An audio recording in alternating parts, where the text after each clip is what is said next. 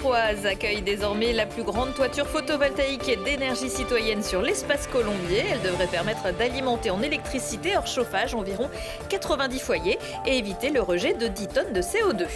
Masque de beauté ou de réalité virtuelle, les deux grâce à ces élèves de l'IAE, une école sur le campus de Saint-Martin-d'Air. Leur projet permettre aux personnes stressées de prendre soin de leur peau et de voyager tout en restant à la maison. Et puis quelques grammes de finesse dans un monde de brut. Certaines des chaussures fabriquées dans cette entreprise de Saint-Martin-le-Vinou ne pèsent pas plus de 500 grammes. Les chaussures de ski alpinisme Gignoux séduisent les champions comme les amateurs. Bonsoir à tous, ravi de vous retrouver dans ce JT du lundi 15 mai 2023. Du lundi au vendredi, à partir de 18h, l'essentiel de l'actualité du Grand Grenoble.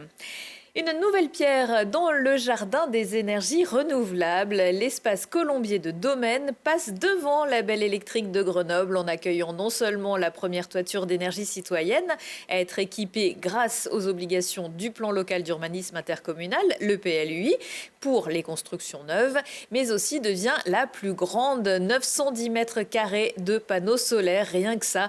Les explications brillantes de Elisa Essadi et Théo Laroche. Après plus d'un an de travail, ce sont 900 mètres carrés de panneaux solaires qui viennent d'être inaugurés à l'espace Colombier de Domaine. Construits par Énergie Citoyenne, ils permettront de produire 211 000 kWh d'électricité. Pour le maire de la ville, le projet est une réussite. D'avoir eu l'idée de mettre du photovoltaïque par ce biais-là, je trouvais que c'était vraiment quelque chose d'intéressant. Donc aujourd'hui, oui, c'est un honneur d'inaugurer ce travail. Soutenu par la métropole, le projet renforce le développement des énergies renouvelables au niveau local et les élus ne comptent pas s'arrêter là. C'est aussi une belle réussite pour la métropole qui se fixe des objectifs à travers son schéma directeur énergie. Je le rappelle, plus 35% d'énergie renouvelable et x6 en termes de production d'énergie solaire sur le territoire. Ça c'est entre 2020 et 2030.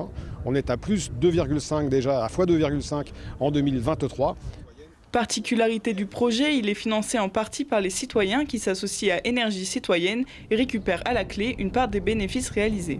Une participation qui réjouit Julien Robillard, président de l'entreprise. Le projet est intégralement financé par nos associés qui sont en partie des collectivités, quelques entreprises, mais ça reste encore assez marginal, et majoritairement des citoyens lambda du territoire qui veulent s'associer collectivement pour arriver à créer ce type de projet.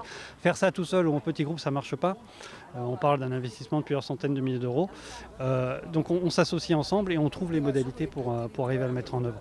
Quand on dit c'est qui le donateur moyen, c'est n'importe qui, c'est vous, c'est moi, simplement à un moment qui se dit j'ai de l'argent sur un compte d'épargne ou à la banque qui travaille d'une manière je ne sais pas quoi, plutôt que le mettre là-bas, je vais le mettre dans un projet comme celui-là qui est de proximité, qui m'apportera une rentabilité et dont je pourrais assez facilement dire à tout un chacun ce qu'a fait mon argent, quoi. Ces panneaux photovoltaïques devraient produire l'équivalent de la consommation annuelle de 90 foyers et éviter le rejet de 10 tonnes de CO2 par an. D'autres projets sont en train d'être étudiés, comme le marché d'intérêt national de Grenoble, qui pourrait notamment devenir la plus grande installation de panneaux solaires de la métropole. En tout, Énergie Citoyenne a déjà accompagné l'installation de 23 toitures solaires dans la métropole. Retour au calme ce matin sur la place Saint-Bruno à Grenoble après ce qui ressemble à un règlement de compte ou tentative d'intimidation sur fond de trafic de drogue.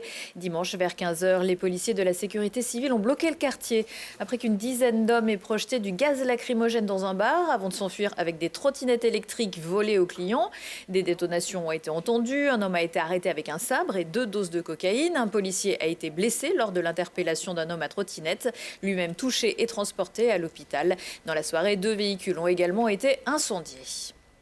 L'UGA contrainte de revoir sa copie. La semaine dernière, le tribunal administratif de Grenoble a annulé les statuts du service des langues de l'université Grenoble-Alpes, rédigés en écriture inclusive. Une première. Voilà ce que ça a donné sur ces documents de juillet 2020 et attaqué par une prof d'anglais. Ça pouvait être directeur.tris, étudiant.e. .s ou représentant.e.s. S'appuyant sur l'Académie française, les juges ont estimé que ce mode rédactionnel rendait malaisée la lecture de ces statuts et portait atteinte à l'objectif constitutionnel de clarté et d'intelligibilité de la norme.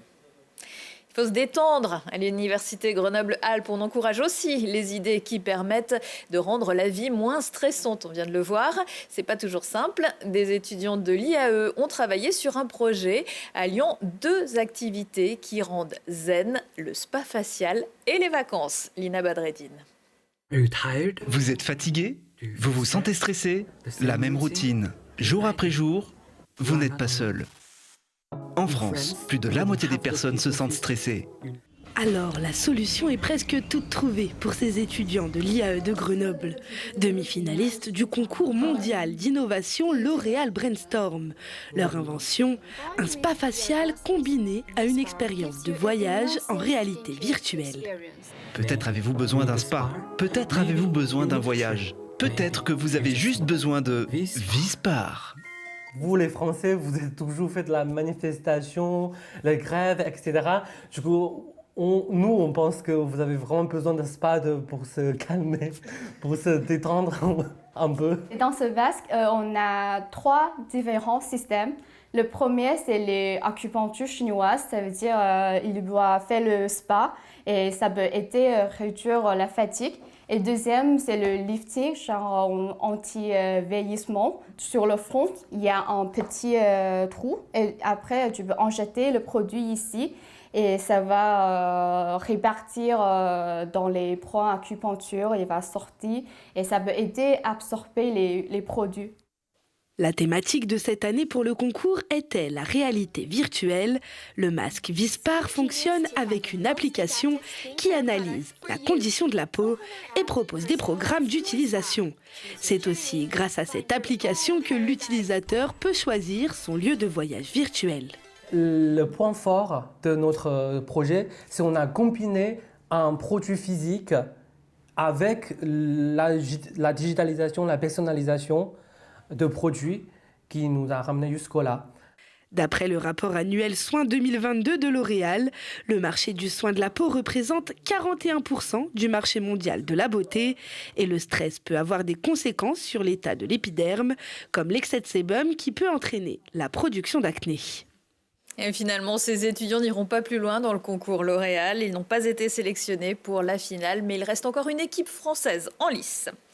Une page se tourne au petit bulletin. Le groupe Unagi, qui édite le journal gratuit des actualités culturelles, a annoncé qu'il avait été placé en redressement judiciaire à la demande de ses gérants.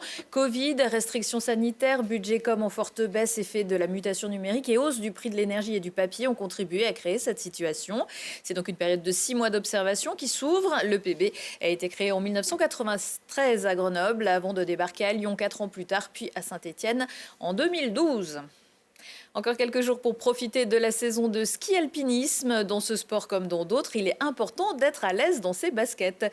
Parce qu'il ne trouvait pas chaussures à son pied, le vainqueur de la Pierre Amenta 2001 et doctorant en biomécanique, l'Isérois Pierre Gignoux, a créé il y a une quinzaine d'années des chaussures de ski plus légères, beaucoup plus légères. Visite de sa petite entreprise avec Mirko Pesci. La fibre de carbone, ce matériau à la fois léger et ultra maniable, permet de faire les plus belles prouesses dans l'ingénierie spatiale et dans l'aéronautique. Mais ici, pas d'engin volant, tout se passe sur nos pieds. Gignoux est une entreprise basée à Saint-Martin-d'Uriage et elle fabrique des chaussures de ski de randonnée en fibre de carbone. L'entreprise a été créée en 2006. Vu que ce métier n'existait pas, on l'a appris, on a développé petit à petit notre savoir-faire, donc notre procédé de fabrication a évolué au fil des années. Donc là, on a une chaussure, celle que j'ai dans la main, qui fait 500 grammes. Mais il y a deux autres paramètres, c'est le débattement, donc la liberté qu'on peut avoir dans le mouvement, et puis la rigidité pour la descente. La fabrication d'un produit en fibre de carbone est artisanale et demande un savoir-faire particulier. Chez Gignoux, le carbone est livré pré-imprégné de résine. Il est ensuite entreposé au congélateur. Les pièces moulées sont placées 2 heures dans un four à 120 degrés pour donner cette fameuse rigidité au carbone. L'opération de moulage des colliers en carbone préimprégné, c'est d'appliquer les pièces en carbone sur des supports en silicone. On va mettre le carbone dans ce moule. Pour fabriquer une chaussure de A à Z, c'est généralement une trentaine d'heures. À chaque fois qu'il y a un produit qui sort, on le laisse vivre, il vit quelques années.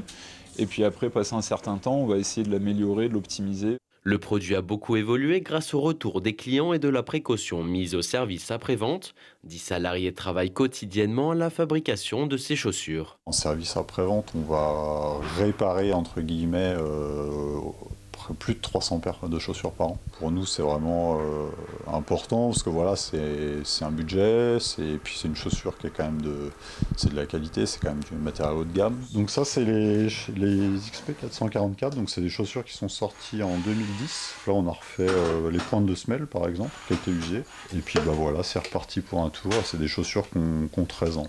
Aujourd'hui, 60% des clients ne font pas de compétition, mais misent plutôt sur un achat de qualité. 600 paires sont vendues chaque année à une clientèle encore majoritairement française, bien que le marché s'ouvre aux États-Unis et aux autres pays de l'arc alpin.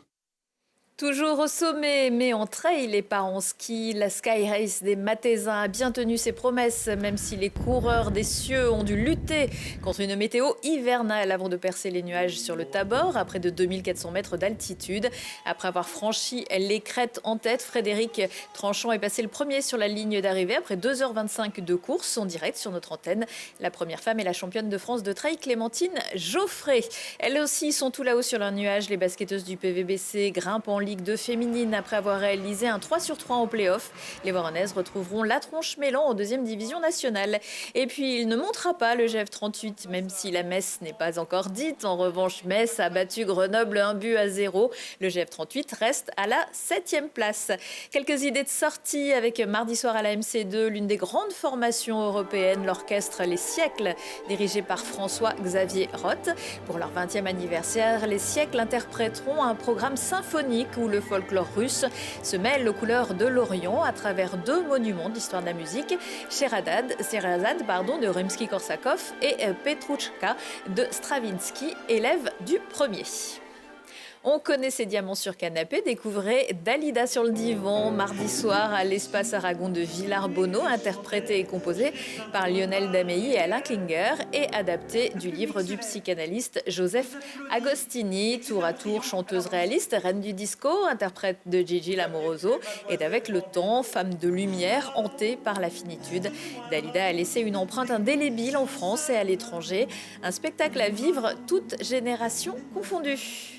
Retour de l'actu dans 1 heure et en replay sur télégrenoble.net. Je vous souhaite à tous une excellente soirée.